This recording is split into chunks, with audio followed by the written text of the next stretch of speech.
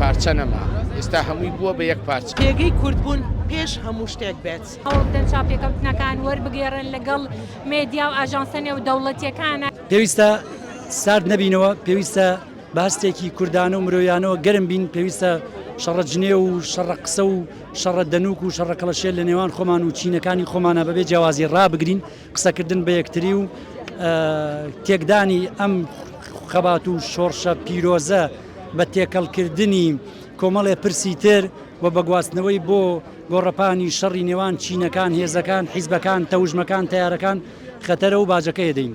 گرنگە ئەمڕۆ ئێمە لە باشووری کوردستان بە هەموو شێوەیەک پشتیوانی ڕۆژئاوا بین، پشتیوانەکانمان پشتیوانی مادی معنەوی تەندروستی هەموو پشتیوانیەک بێ و بتوانین کاریگەریمانە بێ لەسەر ڕای نێودەوڵەتی هەموو ئەو مێدیانەی کە لە چاپێکەوتنەکانەکان هەوڵ بدەن چاپێکەوتنەکان وەربگێڕن لەگەڵ مێدیا و ئاژانسە نێودەوڵەتیەکانە کار بکەن بۆ ئەوەی زیاتر پەیامی گەلی کورد بگا بە ئاژانسە نێودەوڵەتیەکان و کنسوڵیات و سەفارەتە نێودەوڵەتیەکان تا بتوانن کاریگەریان هەبێ لەسەر وەستانی ئەو شەڕ و ئەو دۆخانە هەموارەی کە ئەمڕۆ بەسەر ڕۆژئاوایە هاتووە.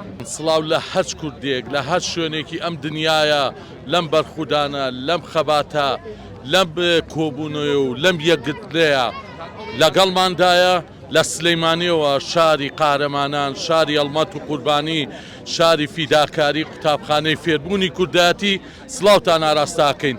سڵاو لە هەموو لایەک بۆ پشتگیری ڕۆژاوا، بۆ پشتگیری ڕۆژهەڵاتی کوردستان پێویستمان پێتانە ڕۆژانە لە پاش نیۆڕۆ لێرە ئامادە بن تا ئامادە بوونی خەڵک زیاتر بێ لە هەموو دنیاوە گڕ و کڵپەی خەبات و بەرخودانی کوردستان و ئاسۆی گەشی دەوڵەتی کوردی نزیکترە بێتەوە.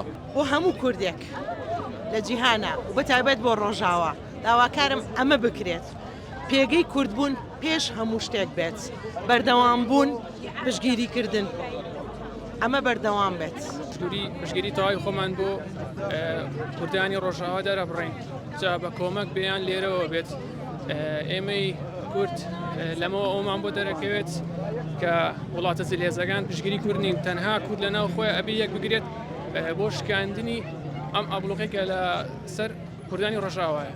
ئێمە گەنجانی سلێمانی هەر بەردەوامین لە دروشم و خۆپشاندان و هیوام وایە بە زووترین کات ڕۆژئاوا سەر بکەوێ و دڵنیاشم سەر ئەکەوێ. ئێمە لە پشتانین هەموو کات و هەموو ساتێک، بۆیە تا ئێستاش ئێمە هەر بەردەوامین.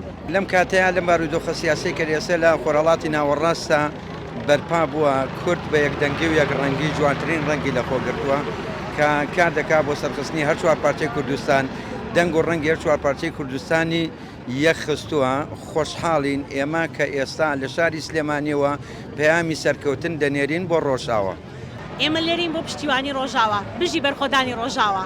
چوار پارچە نەما ئێستا هەمووی بووە بە یەک پارچە، بۆیە داوا لەگەڵی گورد دەکەم هەر هەمووی بە یەک دەنگ بێنە سەرجادە و داوای مافی خۆمان بکەین، داوا بکەین خاکمان داگیر نەکرێت و داوا لە هەموو نێودەوڵەتی ئەکەین بێنە سەرخات بۆ ئەم دۆخەی ئێستا کە کورد تەنها خوا و شاخەکانی لە پشتە، هیچ کەسێکی لە پشت نییە. بۆیە داواکەین لە هەموو کوردان بێنە سەرجادە و داوای مافی ڕەوای خۆمان بکەین و داوای خاشی خۆمان بکەین.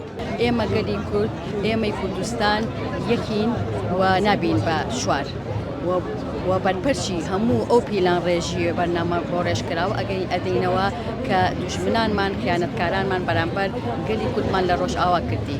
گەلی کورد لە ڕۆژئاوایە لە ڕابردووە شەڕی نێودەوڵەتی کرد، ئەمڕۆ شەڕی کوردان ئەکا. هیوای سەرکەوتن بۆ گەلی کوردستان، بژی کورد، بژی کوردستان.